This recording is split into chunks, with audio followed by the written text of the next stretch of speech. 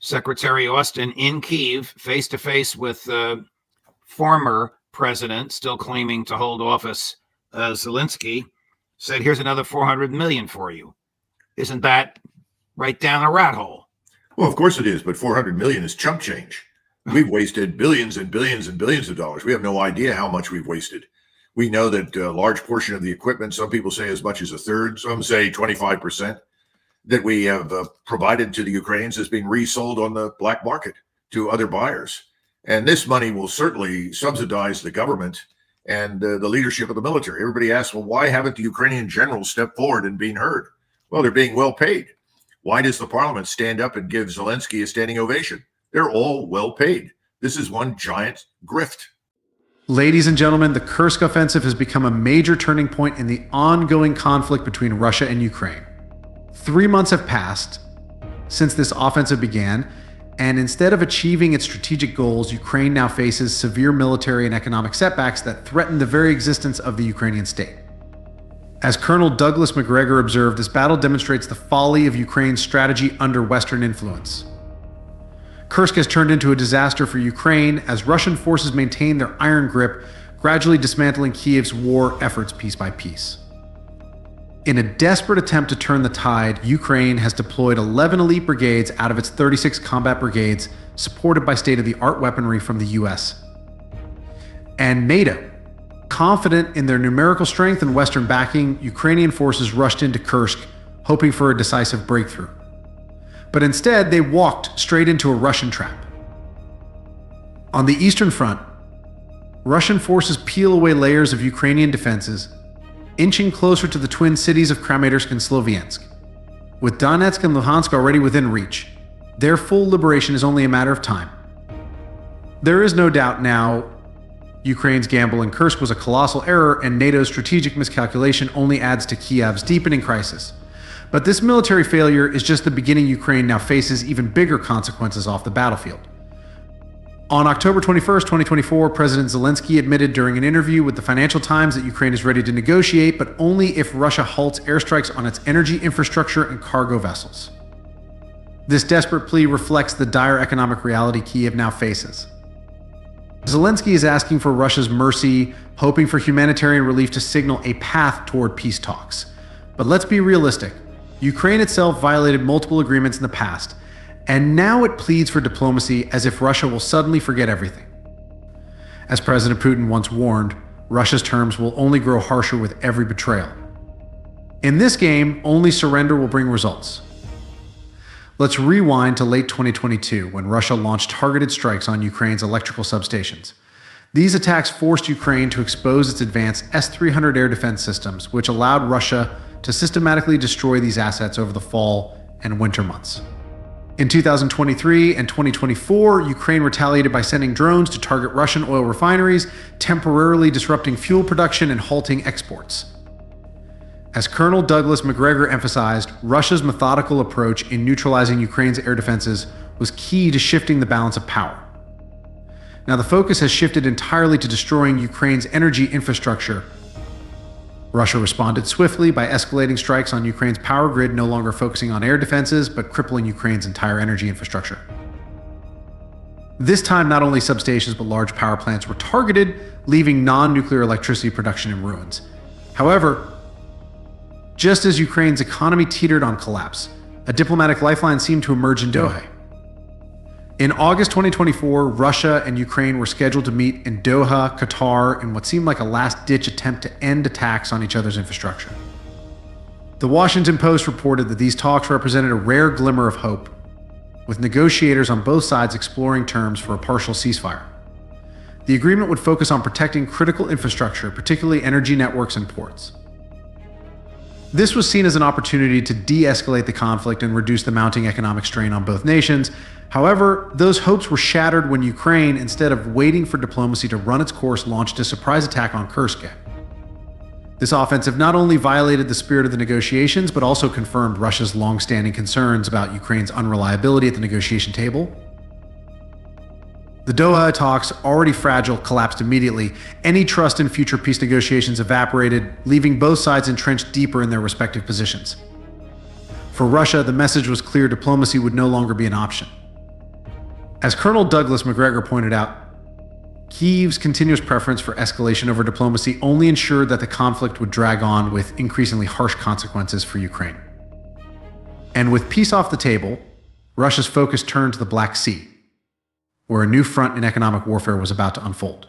Following the failure of the Doha negotiations, Russia withdrew from the Black Sea grain agreement and swiftly reimposed a naval blockade on Ukrainian ports.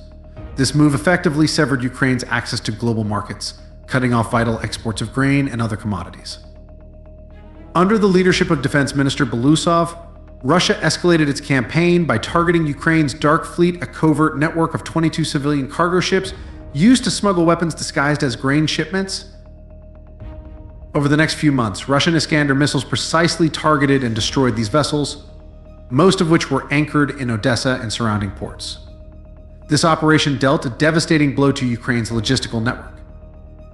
The destruction of the Dark Fleet confirmed what Colonel Douglas Macgregor had warned about earlier, that Ukraine's over-reliance on covert Western-backed operations left it increasingly exposed to Russian retaliation.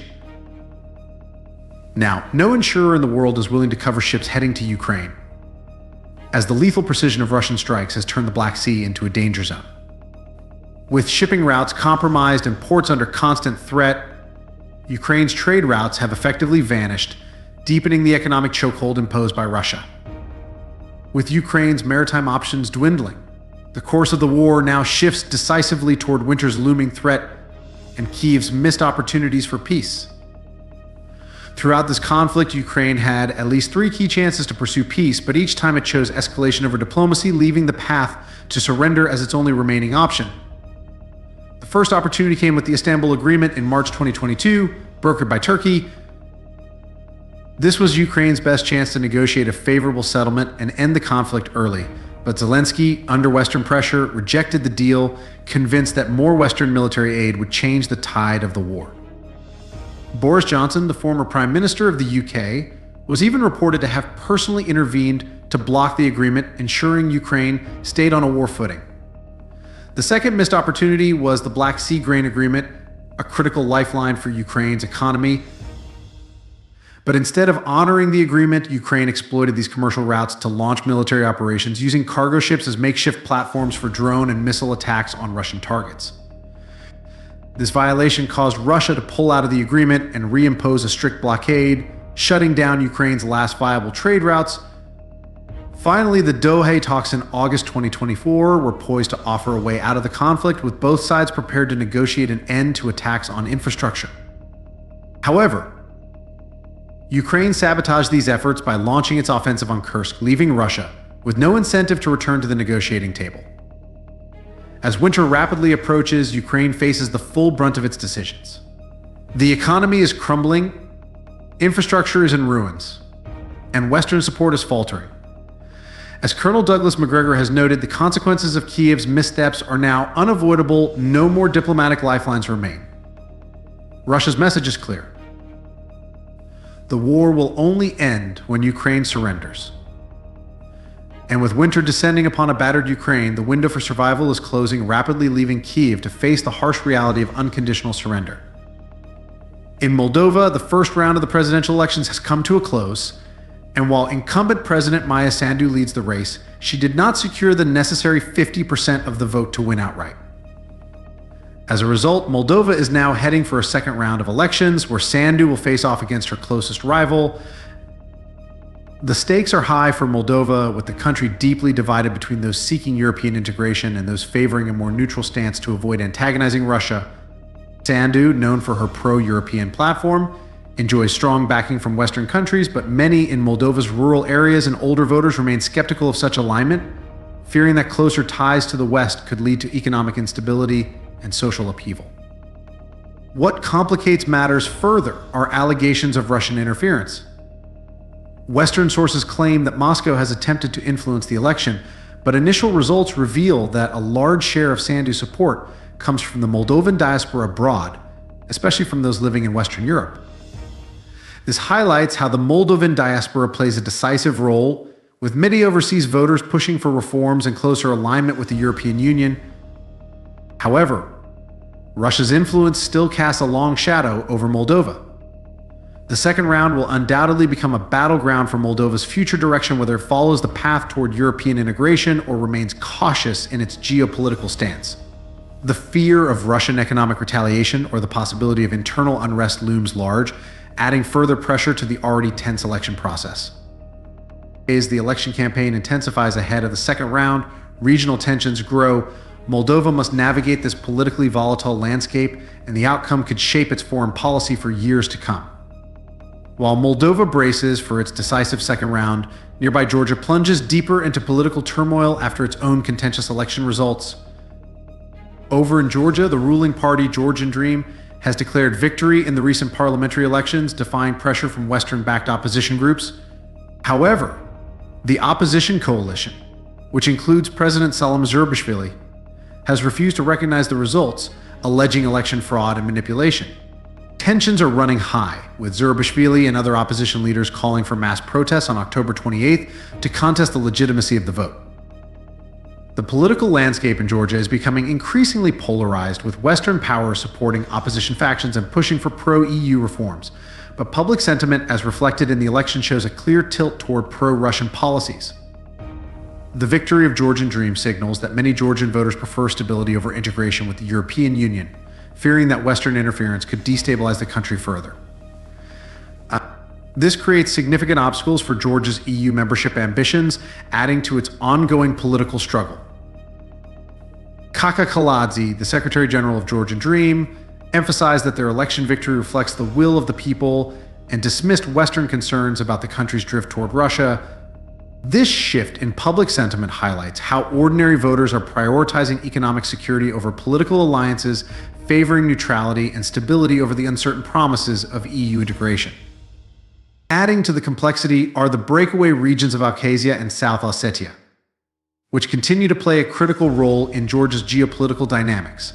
These regions, which enjoy Russian support, remain potential flashpoints for future conflicts, further complicating Georgia's relationship with both Russia and the West.